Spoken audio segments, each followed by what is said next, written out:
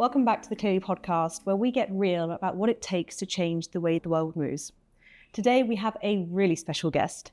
Think about someone who did computer science in the 90s when it really wasn't cool, went into fleet finance when most of us didn't really know what that is, and then since led finance, risk, strategy, innovation, and now is at the helm of the largest fleet on the planet. John Saffrett from Ayvens, really happy to have you. Thanks, Danielle. Lovely to be here. Good to see you again. John, I think I have to start out with the elephant in the room. It's now, this month marks the 2 years since you've actually completed the deal. Ayvens is a formation of ALD and LeasePlan, 3.3 million vehicles, 42 countries. You said it would take 2 years to do the transition. How's it going? It's going well. We've made a lot of good progress. We've executed the integration really well across all the countries. I think sometimes people underestimate that the deal closes and they kind of think it's done then, but actually we had more than 20 countries where we had to carry out an operational integration, where we had to carry out a reset of the team and the organization. We had 2 insurance companies to merge. We had 2 corporate HQs to bring together. We had an elevated regulated status because we became a bank as part of the process as well. So we had to learn to become a bank and enhance our processes and our systems of controls. And so the whole process has been quite intense for a lot of people in the organization, but we've made really good progress. We've got, I think 13 countries are finished now in the operational integration. Then we've got a few more taking place in the second half of this year. And by early 26, we're pretty much done. And then we can focus on what's next really and what we're going to do with the company after that. I mean, huge pressure on your side, not just in terms of the strategy, but I recall us having dinner maybe 3 years ago, whole of the management in ALD, and obviously there was a lot of noise in the room in terms of what is the future of the strategy, in terms of the transformation, etc. How did you then replicate that tension, that nervousness across thousands of employees of these 2 organizations? Well, I think we set out as an executive to be very transparent about the challenges we faced. So we coined a phrase called embrace the uncertainty.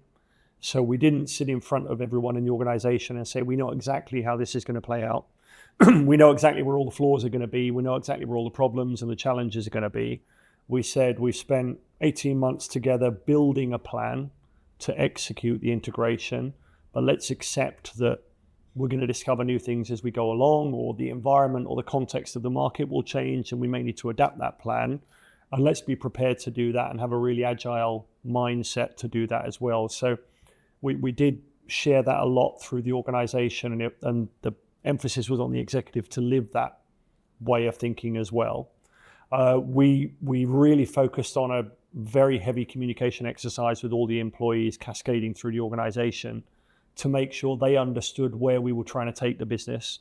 They also understood that we were empathetic to the challenges that people were facing on the ground. Obviously, when you go through a transformation like this, there's a lot of uncertainty for individuals and teams and people concerned. So we've tried to maintain a very human face of the leadership and the executive through the process as well.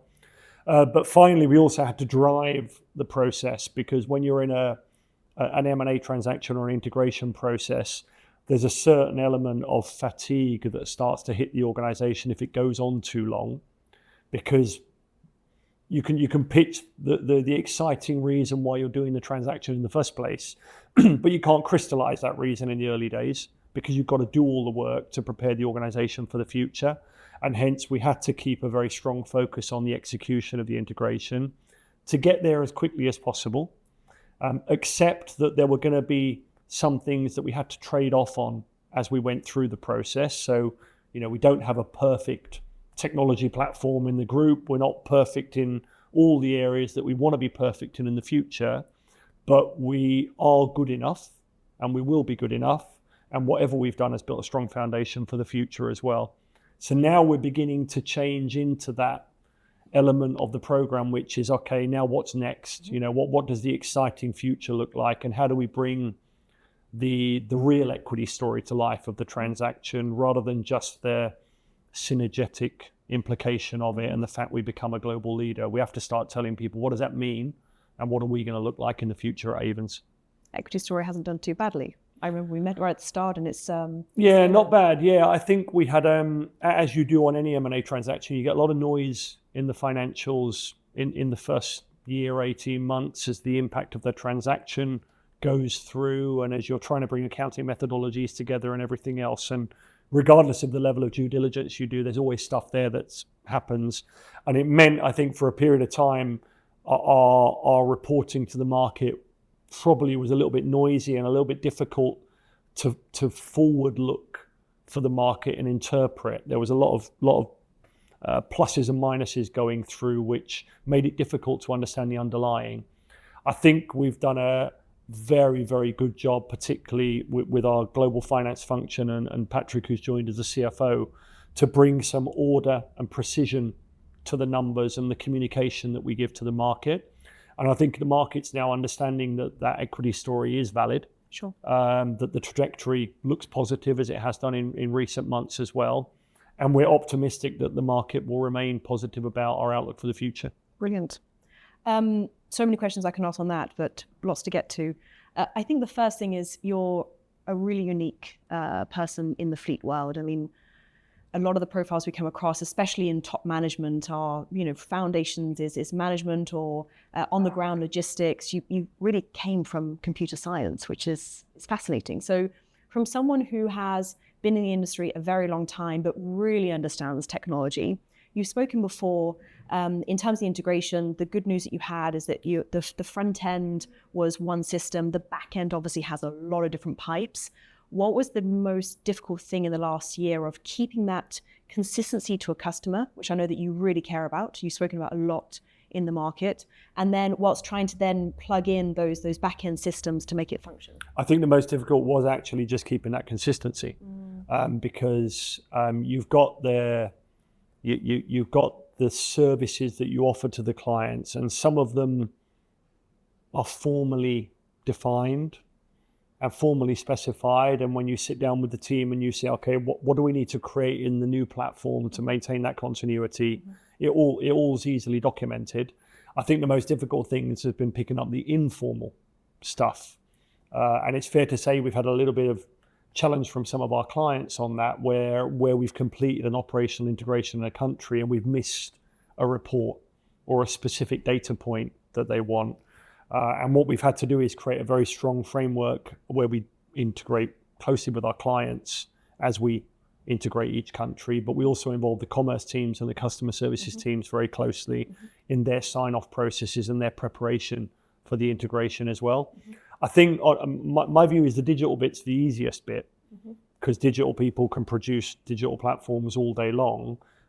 You've just got to make sure they produce the right platform doing the right thing, so that the clients end up getting what they want. And when you've had two companies that have had quite a different approach on digital in the years, with both a reasonably good digital platform that they offer to the clients, often when you're integrating at the local level, you have to make a decision about which one am I going to take. And you have to have a framework of decision making to say, it's going to be that one because of the following reasons. And now how do we actually understand the gap that we need to fill to make sure that one maintains the continuity that you talked about and maintains the client service level that we needed? So for me, the mechanics of digital are the easy bit. The customer knowledge piece and making sure you're meeting the customer expectation and continuing to deliver the service has probably been the most complex bit. On the ground, keeping local, getting local knowledge, both from your teams, most importantly from the customer, but then having this global framework that you're very consistent, and is a framework that basically says, get the details on the ground, then we make the decision that's in line with that global strategy. Yeah, I mean, we set out, when we set out at the start of the integration from a digital perspective, we said, okay, what would our ideal global digital architecture look like if we looked at all of the digital assets we have across both companies? So if we could tomorrow flick a switch and have that platform for that part of the value chain, that one for that part for that part, what would it look like? And we set that down as a kind of decision-making guide. And then country by country, we said, okay, what platforms are you using for that part of the value chain? Is one of those platforms part of that global ambition? If it is, straight away, that's the default. That's where we go, because we want to try to standardize those platforms and be efficient in how we develop solutions for the clients and not have multiple solutions. So try to take the opportunity to consolidate the architecture. If you don't have one of those global choices, simply because organically you've grown a different architecture, then we do a more detailed assessment, or in some cases consider a replacement of those two systems with the target to get us to the target more efficiently, but having to take into account timelines, change fatigue, investment capacity, and everything else. So what we end up with at the end of the integration is a more consolidated digital architecture that in most cases has taken a step on the path towards the global target, but still with quite a lot of work to do to get to the global target. And part of the challenge now for post-integration is how quickly do we want to get to that target? Sure. Which parts of the digital architecture and the value chain bring the most value? So how do we prioritize that bit first or that bit first? Are there any areas of the organization we're having specific issues with from an operational perspective or a risk management perspective where we need to focus that attention now? And that's what we're really beginning to do now as part of building the new strategic plan post the integration. And you've obviously said before in terms that you can't do everything internally. None of us can. Yeah. So selectively working with other suppliers, whether it's a very large multinational that's very specialized in their space, or it could be a startup. Are you able to deal with them on a global basis, or does it tend to be that the contract could be global, but actually the integration is country by country? Today we aren't a globally harmonized business from a business process perspective. So at the highest level, we all do the same things to run a leasing company. So you can very quickly define the business process cartography for a leasing company. But then if you go 2-3 levels down, the way we execute that business process in countries can be different. Now, sometimes it can be different simply because the regulatory landscape or the operational landscape in a country is different, and you accept that and you understand that. And when you find a global supplier to work with, they also understand that and accept that, and hopefully have developed solutions that let you have that adaptability. In some cases, particularly when you're dealing with areas with government interactions, or some governments insist on central invoicing platforms, you have to use local solutions. So you build that in. What we try to make sure we focus on is that the glue that holds all the digital architecture together is really the integration layer, and how we plug everything together in a seamless manner. And what you mentioned earlier about separating front and back office, ideally what we need to be doing is using integration layer technology there, so that the front office can speak to multiple back offices and the back office can speak to multiple front offices, and we keep the complexity and manage the complexity there, rather than end up having lots of different if then else statements everywhere in the front office and back office, which just gets confusing and impossible to manage. Got it.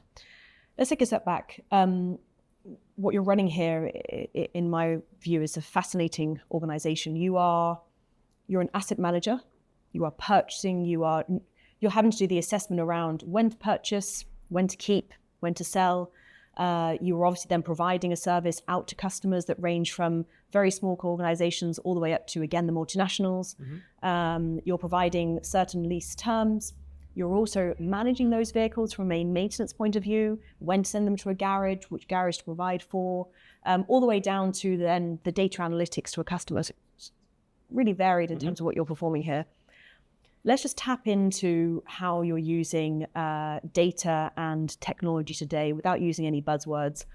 Starting out with, I guess, the asset management side. I think that's fascinating, what we discussed earlier around how to choose new vehicles, when to actually sell in the trading platform, so you're not just flooding the market, selling across countries. So I think just starting with that before then touching on other raft of things. Well, the first thing is what do we buy and what do we put on the road? Yes. And it all starts from there, because if we buy the wrong vehicles with the wrong specifications or colors in the wrong place at the wrong price, we buy a problem for 3, 4, 5 years time, and that would not be a responsible thing to do as a business. So what we have to do is make sure that when we're making those procurement decisions, we are negotiating the best terms with the OEMs that we're buying from. We're ensuring that we're buying the right vehicles and even the right colors. So you have to look at, sometimes if you get a client that wants a specific color, you need to say no, because that's going to have an impact on the resale market further down the line. And you have to make sure that you then have the data available to enable you to say, I'm going to put that vehicle on the road today at that price for that lease rate. And that lease rate is going to cover the cost of servicing and running that vehicle over the next 4 years and allow me to make a margin, taking into account all of the things that are going on in the world. So you have to build inflation assumptions, you have to build pricing assumptions, servicing schedules on the asset as well. And then you also need to set a value on that car for 4 years' time that you believe you can achieve when it comes to the used car market, which in the traditional ICE world was a bit easier to do. I'm not saying it was perfect, but you had a lot of data and a lot of history there about curves. With BEV, it's now a whole new world, because in BEV, you've got so many things happening around the price of new cars, the technology of batteries, the range, and everything else, that you really got to rely on the expertise and the data points you can get to set the value of that car. So you do that on day one of the contract, right? So that's before the car's even gone out. You've had to use data to build all those assumptions. Then, as you rightly say, while the car's live and with a client, you then try to use data to make further decisions. So you then try to use data to say, right, that car's due to have 2 tires replaced. What's the best tire for me to replace it with based on my current procurement terms? What dealer should I send the car to because I get the best terms from that dealer? What insurance price should I put on that car at renewal because maybe the driver behavior or the fleet behavior is different to what I'm seeing from the norm? So again, you're using a lot of that data proactively in life to try to make conscious decisions about what you do with the asset. And then as you approach the end of the contract, you then start to look at, okay, that car is going to come off contract, let's say in June. In June, is it a good time to bring that car to that market for sale based on a number of factors that I know about? So what's happening in the used car market in general in that country? What's happening in that segment? What's happening with that model? And we talked about the example before where you might see there's a flood of Tesla Model 3 coming to market for the next 3 to 6 months. And because there's inflated supply to feed the demand, the ultimate price will drop because there's more choice. Naturally in life, if you've got more choice, prices drop. If it's restricted supply, prices rise. And therefore, have we got options on that Model 3 of maybe extending the contract? So we sell it a year later where demand's still strong, but supply is less. Have we got an option of selling it in another country? And particularly with BEV, there's a real opportunity there because you've got model harmonization, but you don't have price harmonization. Bit of a problem with the UK because of right-hand drive, but continental Europe, you can do it. Have we got other options to work with international exporters to take that car maybe over to Eastern Europe or to Scandinavia or the Nordics? Or have you got options to put a second life lease on that car and make it attractive to a retail buyer? Or do you just sell the car yourself at retail or sell it to trade? So we need to use all of that data, and we're having to deal probably with more than 500,000 contract terminations a year. And it means we built a history of dealing with that kind of number going back between the two companies. And we have to use all that knowledge and data to try to make educated decisions around it. Now, our challenge is actually having a normalized, consistent and high quality data set, which gives you a good basis for that decision making, because ultimately the decision you make on data is only as good as the quality of the data you put into the system. And particularly when you're carrying out migrations like we are, there's a lot of data moving from one system to another. So there has to be a real focus on the quality of the data coming out of the system that's being switched off into the system that's being switched on, to make sure that the data remains at a high enough quality to support that decision-making process. But there's a lot more we can do with data, because that's really basic operational stuff. But what we need to now do is industrialize that decision-making capability and use it in every territory and ideally for every car as it comes off contract. I think put in perspective here, we deal with customers from 50 vehicles up to maybe 100,000 vehicles. We're dealing with 3.3 million vehicles, and the decision level here, what I'm hearing, especially on the ICE side, so you've got tons of historical information. Of course, you need to make a bet. You do not have the information that there is a certain car in 5 years' time where you actually float on the market, on the secondhand market, because that's new data that you have to model in. But I think it's fascinating what you say, of course, changing to the BEV, because here we've got certain grants, certain tax rebates, certain fines that are coming through. As you said, the biggest thing is around the range of the battery, the life of the battery. Is there energy supplies? Can you actually keep that vehicle on the road, or actually in that particular location you don't? So this here, what I'm hearing is a mix of, one is a harmonization of your existing data in terms of vehicle movement, asset type, but then on top of that is modeling in the existing data in terms of regulations, local regulations that you mentioned, etc. So are you doing all in-house? You have a dedicated team that are continuously working on this? When we're trying to look at BEV in particular, obviously we have to create our central scenario for what the outlook of the market looks like. So we'll take a number of data points from our internal data and from external data providers to challenge and assess that scenario. But ultimately, we'll end up with a view on what the BEV pricing evolution is going to look like in 4 or 5 years' time. And as you said, it has to take into account regulations, has to take into account the changes in CAFE regulations that we've seen recently, benefit in kind taxation changes like we've seen in France and Italy for the start of this year. The biggest influence ultimately is the price of the new car. Because if I give you an example, if you look at a typical ICE vehicle over 4 years with a reasonable mileage, you might say that ICE vehicle will be worth 40% of its list price. Okay, and let's assume the list price was 50,000, so at 40% we're at 20,000 euros. And 20,000 euros becomes a price point for what a used car buyer is willing to pay for that car. Okay, and if you look at a Golf, typical example of a Golf, 20,000 euros is about right. That's what they've got in their mind. If you apply those same percentages on a BEV 4 years ago, well, the list price of a BEV was probably 70 to 80,000 euros. All of a sudden, that car is coming to market for around 30 to 35,000 euros, which the demand side isn't there because that's outside of the price point that used car buyers used to paying. So you have to look at the RV in absolute terms when you're building that decision, firstly. Then you have to look at what the new car price is going to be for BEVs in 3-4 years' time, because everyone expects them to drop down because of manufacturing improvements, because of battery price reductions as well. And then what you've got to look at is, well, what's the relative price now of that car versus a new BEV in 4 years' time? Because ultimately, if the consumer can get into a new BEV for close to the price of that used BEV, again, your demand's been suppressed. And again, it means the price of that car in 4 years' time is going to drop even further. So when we're building our central scenario, the real critical indicator we look at will be that new car price evolution driven by regulatory tariffs and everything else to try to provide an estimated reference point. Then you take into account battery range, then you take into account onboard charging capacity, which I think is becoming the new problem, because even if you build the charging infrastructure, if you look at some of the historical BEVs, they've got very slow charging speeds. So even if you can stop at a charger on the motorway, if you're going to have to sit there for 7 hours to get 60, 70% of charge, it's just not interesting.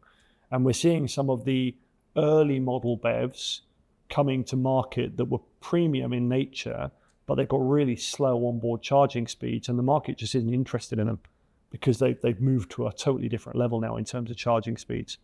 So we get all of these data points coming from externals. We talk to a lot of the OEMs as well. So we have a lot of strategic partners who we'll be very close to, who will be trying to understand what their model evolution path looks like, what their battery technology path looks like.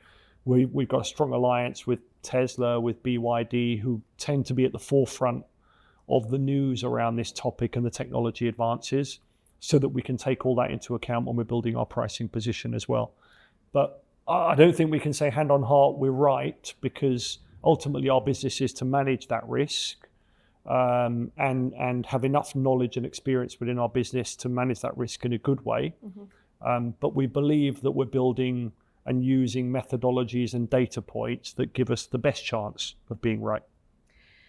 To me, I'm hearing first mover disadvantage on that early years of bringing on EVs. I mean, of the 3.3 million vehicles, how many are electric? We don't disclose the specific Okay. share of the fleet, but if you look at our registrations, typically our deliveries, we're always slightly ahead of the market in general, because the corporates had stronger mandates from the regulator to change. We're lucky in that we benefit from the scale of our business, that we still have a mixed portfolio of vehicles at this stage. So whilst there's been some volatility on used car BEV prices, actually ICE vehicles have held up really strongly. Sure. I think everyone anticipated they were going to come down a lot more in value, and with the various regulations and some of the media backlash we're seeing against BEV, ICE remains quite popular. So because we've got that scale effect and because we've got that mix effect, yes, we are a first mover in terms of the volumes we've got. But again, the scale of our business and having Societe Generale as our majority shareholder means that we've got a capability to absorb those shocks in the market, probably more capability than other people in the market. It doesn't mean we want to keep absorbing the shocks. So we don't go in there with a blasé attitude of that's fine, we'll handle it. But it means that we've got a portfolio effect there which allows us to offset some of the volatility on BEV with the rest of the portfolio as well, and use some of that knowledge I talked about to try to manage that exposure on residual values where we need to. I think in a way it's first mover necessity, both from you as a financier and the fleet manager, as well as the OEMs who have, both of you have long cycles. One is the actual supply side, yours is the financing side. But I think actually taking I think less using the word hit, but just providing that supply into the market to meet regulation or corporate pressure or just customer preference. And you speak a lot of the market around always trying to pass on savings to customers. I know that you're doing a lot of work around that, from the maintenance and actually trying to redirect vehicles in a way that you can get a 20% savings that goes directly back to the customer. Here, I guess, is the case where you're trying to provide a contract where you've modeled out what that contract would be to a customer. Maybe to that customer, it would be slightly more expensive to go electric. Yep. But what you're not passing on, if I understand correctly, is the value at the end of the life is more risky for you at the start. And hopefully now we're meeting a road where the electric / the BEV / ICE are actually reaching parity. We're reaching parity. But before you had to take on that hit without passing the cost to the customer. Yeah, well, I think there's a couple of things to come back on that. I think that there's a first mover advantage as well. Sure. And the first mover advantage is that you learn quicker than everyone else. Sure. So we're learning more about these BEVs faster than anyone else because of the size of the fleet. So we're learning more about the service maintenance and repair cycles of these cars because we're running them real time. We're learning more about battery health and the impact of different charging events on battery health, and even the impact of even battery units in the same model car degrading at different rates down to the battery cells that are inside the battery. And, we did some back testing where we noticed there was a big spread in battery health on a particular model of car and a particular model year of car. And with our partner, we went to the OEM and said, we're a bit confused. And actually, they'd used 3 different battery cells in that model that year. And even the battery cells were degrading at totally different rates. So that helps educate the front bit about what you buy and knowing what you buy. Clearly, as a financial institution as well, what you do is you price in risk and you price in uncertainty. So whilst we would form a view of what we think the market will be for all of our cars, ICE and BEV, in 3, 4, 5 years' time, we then have to take a commercial and a risk pragmatic view of where we actually set that value and what it means for our future revenue streams. And we obviously have a process of revaluing our fleet regularly to take into account those market changes as well. So we help drive that uptake of BEV, but it's very important we also do it in a responsible manner so that we're there for the long term and we're there with our clients at the long term. And one of the things that's the reason why ALD and LeasePlan were so successful and why Ayvens will be so successful is that we tend to always take a longer term, more strategic view of what our business is going to look like. And it's very easy sometimes. You see companies coming into our industry when used car prices are going crazy and launching leasing companies with silly residual values that can't be achieved. And then 3-4 years time, they struggle because the cycle has gone that way. We know the cycle. We've got experience of that on both sides. So we price responsibly for the long term. And we believe that benefits the clients and obviously all our shareholders and stakeholders as well. Market leader when it comes to blending a lot, probably the biggest data set in the market, along with very rich local and industry domain knowledge. Yeah. Providing not only a service to a customer from an asset point of view, a maintenance, a service, but also an advisory point of view. So what I'm hearing here is that take into account the customer's own goals and where they need to reach. And I guess what we see, and you must see as well, is this mix in the market around balancing cost and emission targets. Yep. And how do you do that in a responsible way? So you being this first mover, actually having that knowledge to say, this is the way you achieve this. This is the blend of vehicles that you have, some second-hand, some first-hand. These are actually even types of models that you have in a particular year of the model, all the way through to where you actually purchase the vehicle from a country or from a brand. Yeah. I mean, we've seen, because of all of this volatility you talked about around technology evolution on BEVs, taxation evolution as well, we've seen a big increase in demand for really detailed consulting services, particularly from those large global fleets who are working across 25 countries, and they're seeing benefit in kind and tariff changes. It feels like a daily basis right now. So they come to us and they say, look, we need your help to hold our hand through this process and guide us through it. We also need your help to continue to optimize costs, because they're under pressure, like every organization is, to reduce costs. So whilst they see the headline, BEV's more expensive, and that immediately causes their CFOs a concern, we need to try to help them make sure they've got the information to share with their CFO about total cost of ownership of a BEV, not just the front end costs, how it contributes to the environmental messaging of the company as well, and contributes to that, which is developing a value in the external market as well, if you're seen to be a company that's able to do that. And also provide them with alternatives as well. So we do a lot of work with clients where we show them comparable vehicles, but at very different total cost ownership points. And often you'll take the legacy premium brands and you'll compare them with some of the new brands that are emerging in the BEV space who are producing fantastic cars, but sometimes aren't necessarily on the radar of the traditional fleet manager who's used to buying BMW, Audi, and the real established names. So we try to introduce into the mix some visibility around those new models that are coming, particularly through, again, our strategic partnerships where we've got that site. And we try to get them in front of that product so their drivers can touch it and feel it and see what it's like. And often that opens their eyes to the fact that they can still deliver a really good fleet offering and company car offering to their drivers, but it doesn't necessarily have to be based on what the traditional OEMs had. There's some new things coming in the mix there that are really attractive. What I'm hearing here is you've got two issues. You've got a ton of data. Let's try to make sense of it. You have a ton of innovations or supplies across OEMs. And actually what you're doing is you're just making sense for the context of the customer. Yeah.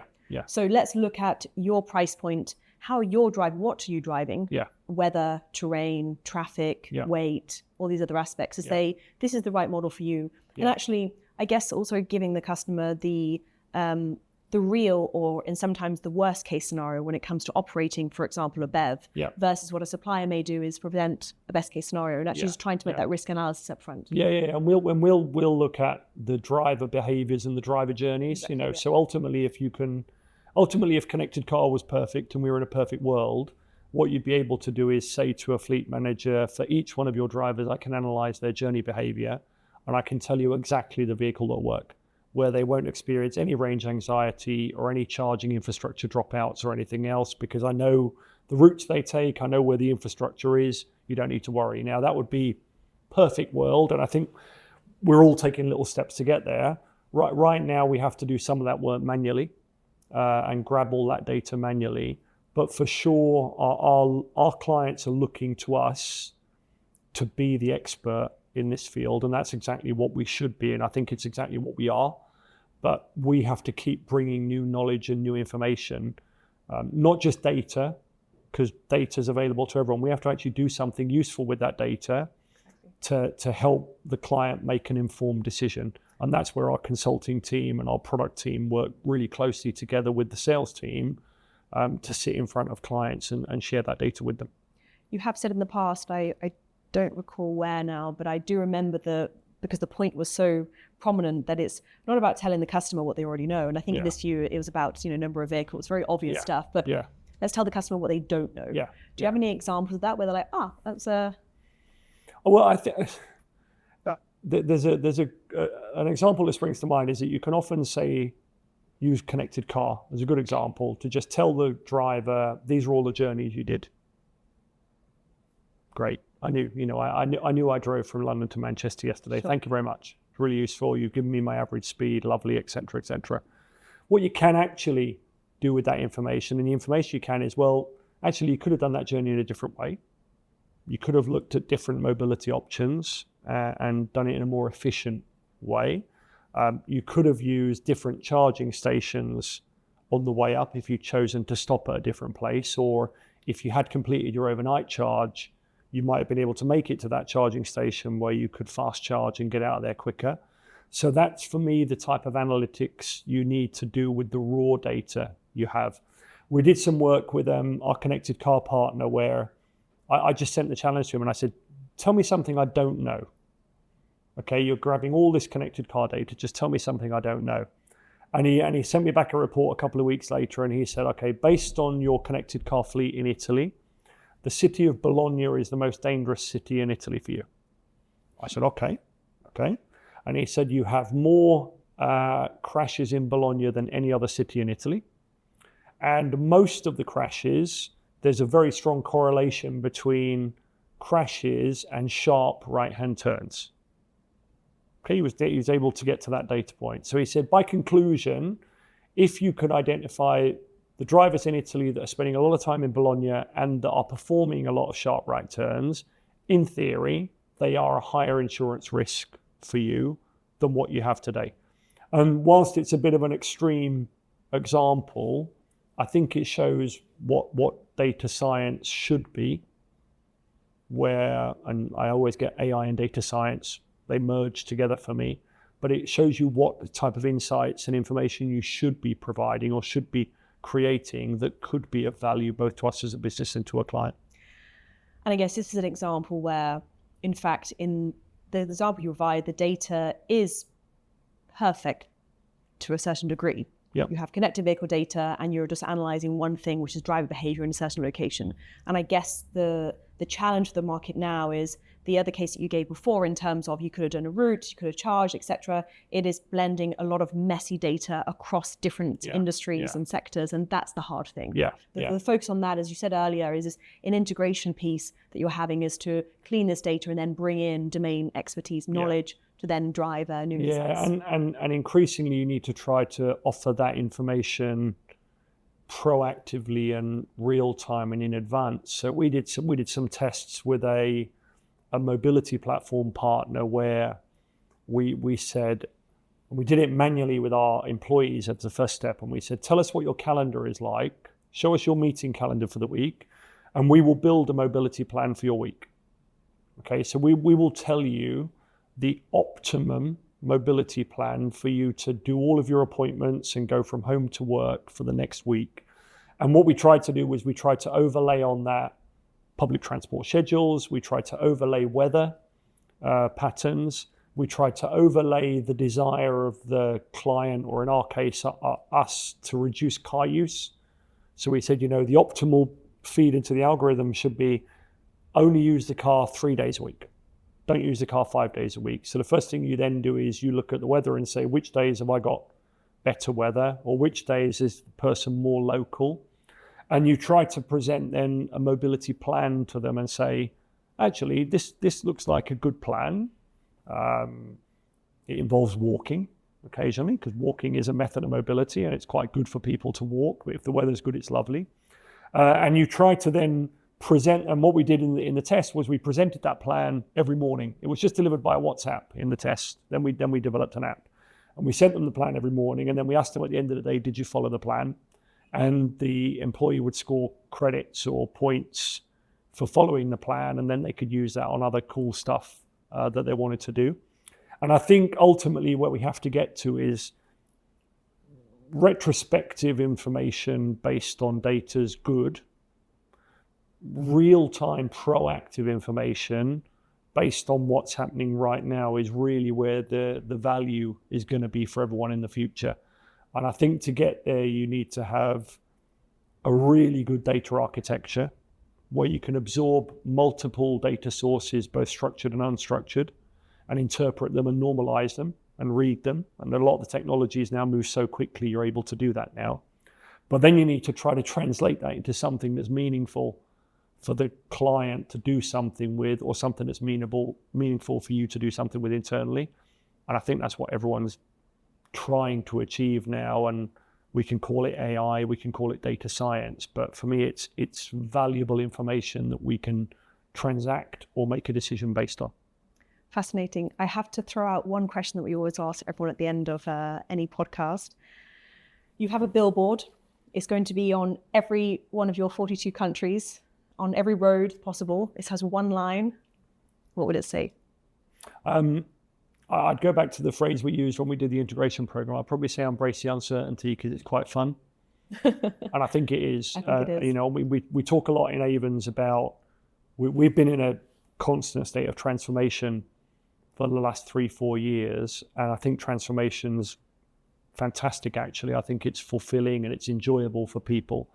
And I think you have to understand that transformation is really, really difficult. Really difficult. Otherwise, everyone would do it and everyone would be successfully transforming, and only some companies can manage to do it. But I think you really have to understand that transformation is not like this nice fixed, it's not a project. Okay, for me, a project plan is you have a list of 10 tasks you're going to do. You know exactly what those 10 tasks are. You've got a really good idea of the start and end date of those tasks, and you can just tick them off. Transformation has so many moving pieces and parts, and it's very organic. Culture comes into play and everything else. And I think if you embrace the uncertainty and enjoy the journey, then you give yourself a good chance of getting there. I think that's my favorite. Embrace the uncertainty. We have an unprecedented level of change. Yeah. New innovations coming out the whole time, new challenges. The world has not been so complex probably as it is in terms of regulatory changes, world economics, change in technology that we haven't seen ever before, and embracing the uncertainty, embrace the change, and moving towards a place where I'm hearing safer, cleaner, better, and more efficient transportation. Yep. Thank you so much, John. I've learned a ton. I think hopefully our audience would also have learned, and looking forward to following this journey. Great. Thanks a lot, Danielle. Thank you.